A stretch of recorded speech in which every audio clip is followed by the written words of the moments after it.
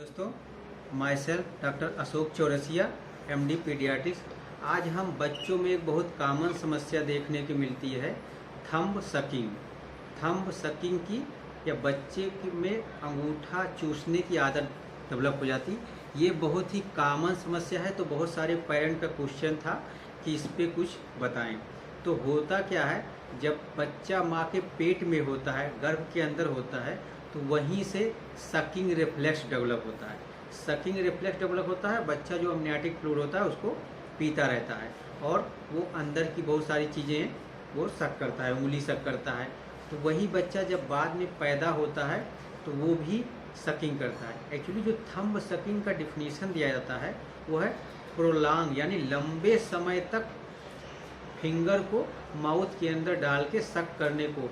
Normal हर कोई, लगभग सारे बच्चे 1-2 मिनट थोड़े समय के लिए करते हैं, लेकिन अगर लंबे समय तक मुंह के अंदर उंगली डाल के बच्चे अगर सक कर रहे हैं तो उसे थंब सकिंग कहते हैं पीडियाट्रिक की भाषा में। ये एक नॉर्मल डेवलपमेंटल फिनोमिना है, तो इसके लिए मदर फादर को पैनिक नहीं होना है, परेशान नहीं होना।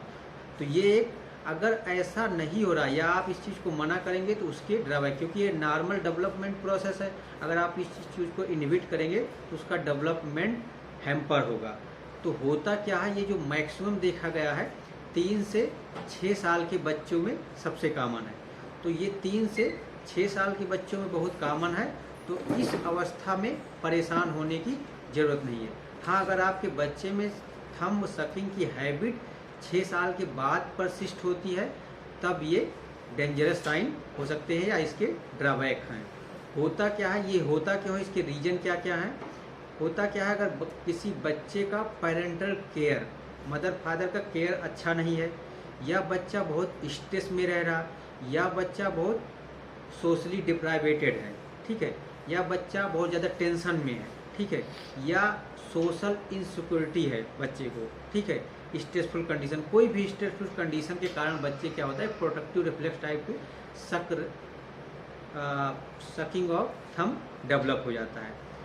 तो करना क्या है, अगर अब इसका मान लीजिए ड्रॉबैक क्या क्या है। अगर बच्चा बार बार सक करेगा तो होता क्या है कि 6 महीने के बाद, 6 साल के बाद भी अगर सकिंग हैबिट उसकी परसिस्ट रहेगी तो डेंटल माल ऑक्लूजन होता है।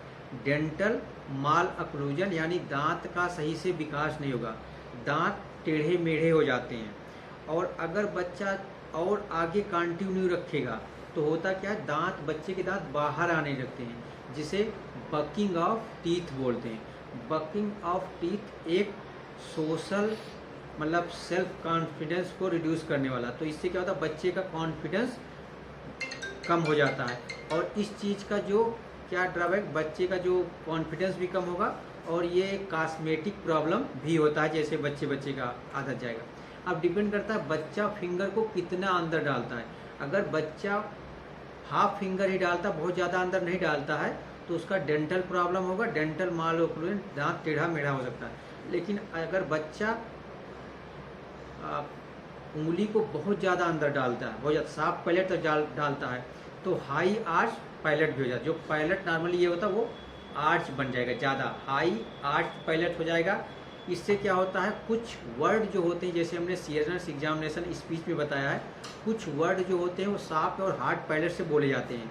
जैसे मैंने बताया था, लिप, टंग और सॉफ्ट, पटा खा, पा टा खा, पा लिप से बोले जाते हैं, ठा जो है वो टंग से बोले जाते हैं, खा जो होता है सॉफ्ट पैलेट से।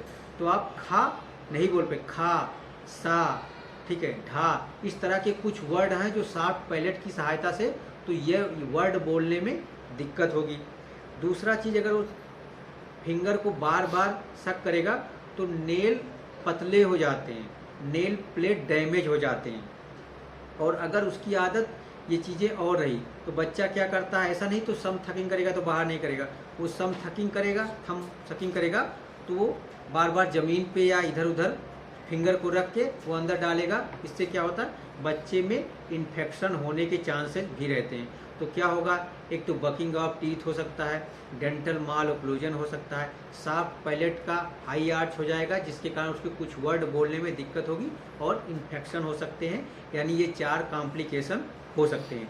अब इस चीज़ को घरेलू हम कैसे प्रिवेंट कर सकते हैं? अगर बच्चे की उम्र 6 साल से कम है, अगर बच्चे की उम्र 6 साल से कम है तो उनको कुछ करने की ज़रूरत नहीं है। अगर कोई पेरेंट ऐसी प्रॉब्लम लेके आता है तो उसको काउंसलिंग करना है, समझाना है। 90% केसेज में ऐसा देखा गया है कि अपने आप ये प्रॉब्लम 6 साल के बाद इम्प्रूव हो जाती है। लेकिन अगर 6 साल के बाद भी ये प्रॉब्लम कंसिस्ट करती है, परसिस्ट करती है, तो जैसा कि मैंने बताया 4 कॉम्प्लिकेशन ये हो सकते हैं। तो इसके लिए करना क्या है? एक चीज़ ध्यान रखने वाली बात है, बच्चे को कभी मना नहीं करना है कि आप थंब सकिंग मत करो। ऐसा करने से आपने ध्यान देगा, छोटे बच्चों की एक आदत होती है, जो काम आप मना करोगे उसको और ज़्यादा करते हैं। जो काम आप मना करोगे उसको और ज़्यादा करते हैं, तो उसको मना नहीं करना है। जैसे मान लीजिए बच्चा इस हाथ से सकिंग कर रहा है, इस फिंगर को या इस फिंगर को, तो उसको क्या करना, उस हाथ में खिलौना दे देना, टॉयज दे देना है, ताकि बच्चा उसमें व्यस्त रहे। अब ठीक है, आप जगते समय ये काम कर दिए। बहुत सारे बच्चे क्या हो, सोते समय थंब को या फिंगर को अंदर लेते। उसको प्रिवेंट करने के लिए जब बच्चा सोता है तो उसको हाथ में टेडी बियर दे दीजिए। बच्चे को हाथ में टेडी बियर दीजिए, जिसके कारण वह टेडी बियर लेके सोएगा और फिंगर को अंदर नहीं डालेगा। या कुछ मार्केट में अवेलेबल फिंगर कवरिंग होते हैं, जिससे क्या तो फिंगर को कवर कर देता है, तो सोते समय या जगते समय अंदर नहीं डालेगा। कुछ लोग निगेटिव इन्फोर्समेंट के रूप में कहते हैं, कुछ इरिटेटिव मटेरियल, मिर्चा या इस तरह का चीज़ फिंगर पे लगा के कर दो।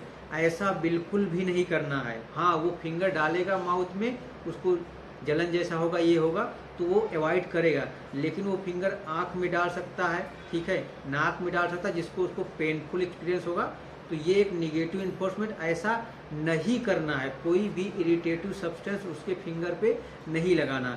जो मैंने पहले तरीके बताए, पॉजिटिव इन्फोर्समेंट। एक चीज़ तो ये है, जैसे जो काज है कि लविंग केयर नहीं मिल रहा है बच्चे को, लविंग केयर देना है, टेंशन कम से कम रखना है, बच्चे को स्ट्रेस नहीं होने देना, पैरेंटल केयर प्रॉपर करना है।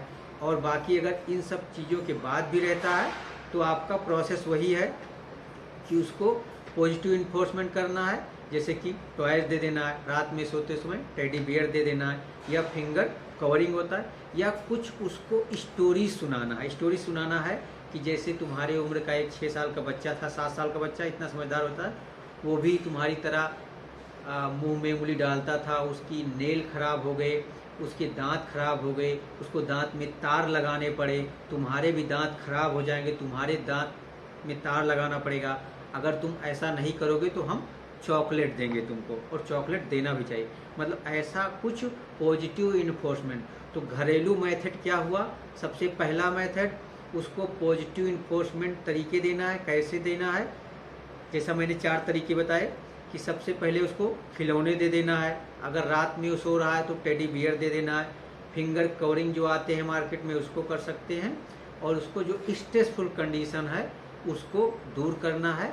इस तरह से बच्चे का थंब सकिंग की हैबिट जो होती है उसको छुड़ाया जा सकता है। आई होप दिस वीडियो बहुत सारे पेरेंट को, बहुत सारे स्टूडेंट को हेल्पफुल होगा। और सारे इस तरह के वीडियो की जानकारी के लिए या और भी इस तरह के टॉपिक के लिए आप कमेंट कर सकते हैं कि हमको ये चीज़, क्योंकि बहुत सारे लोगों का मैसेज आया था कि थंब सकिंग हमारे बच्चों में कॉमन प्रॉब्लम है, इस पे एक वीडियो बनाया जाए। और इस तरह की जानकारी के लिए माय चैनल drpedia@akc और डॉक्टर अशोक पीडिया को सब्सक्राइब करें। Thank you.